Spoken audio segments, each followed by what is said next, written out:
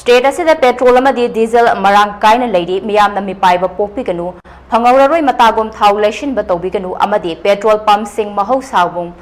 thong hangnaba CAF NPD gi director Robertson Asemna ngarang cherol thadok-tuna khangan khiba leirabasu ngasisu Imphal Mayor gi oil pump sing ayamba petrol pinakhide marang kaina leiri haibe petrol asi kadai da leiribano haina miyamna hangnarakli ngasisu Imphal gi mafam kya da leiriba akaknaba oil pump khara khaknatana ayamba oil pump sing thong hangnarabasu petrol leite haiduna petrol pikhide petrol piba oil pump sing da miyamna petrol fangnanaba queue lepnari miyamna lengakna petrol marang kaina lei haina hairabasu oil pump sing da petrol fangdabana lengakna lei hairiba petrol asi kadaida leibano haiba wahang hangnarakli amaromda oil pump sing da petrol leite hairabasu black da petrol sing ahenba mamalda dukan sing deki leiduna sijanabana miyamda ka hena awabana khalli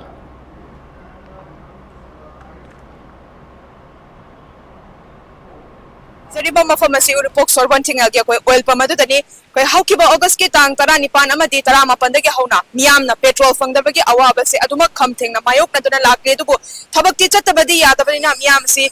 oil pump phangba thau phangba petrol phangba mafam khara da aduma queue leptuna thau hanari amadi koi upai leijadaba oil pump gi hek mamang da soi koi black ta su aduma yoli bani koi black ta hozik liter da chamaga humfu chamaga yankai chamaga nifu miyam gi apam mamal da aduma yonari bani maramaduna koi miyam si aduki matik petrol si hana bo hona bada miyam si awaba habdu oiri bani aduga koi Kevin PD gi department sing mai kai de ko oil depot ta petrol si aduma phangi marang kaina phangi miyam wabiraganu haikiba wafam phongdokkiba laikre adubu numit nini humni suraba phawba ngasi petrol ni laibse adumak petrol pump kuding makidi thaba ngasi su thengnari hojik soi khoi thau si limit adumak piri kariguma thau si piba matamda 8,000 liter dagidi hena pidi haiba wafam sa khoi oil pump singi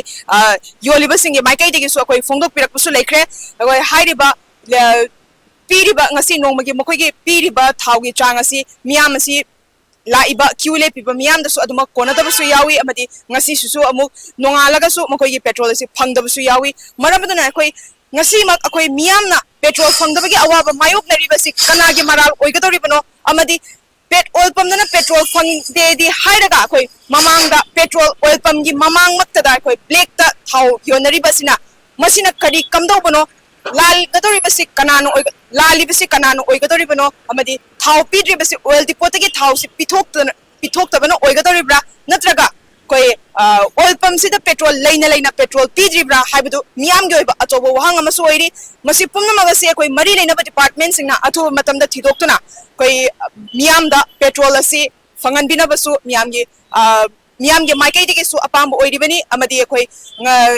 nungtigi leptana thabak chachariba miyuisingdi petrol si adumak sumna makha chathaduna koi ngasi fobada hapta ama fazilakle makha tana adumak chatharak tagani miyam si kham thengna wanaragani haiba wafam du thamjari hiramasi gi matang da video journalist loya galone na paudam jeri bi sana hai mam elite news oil pump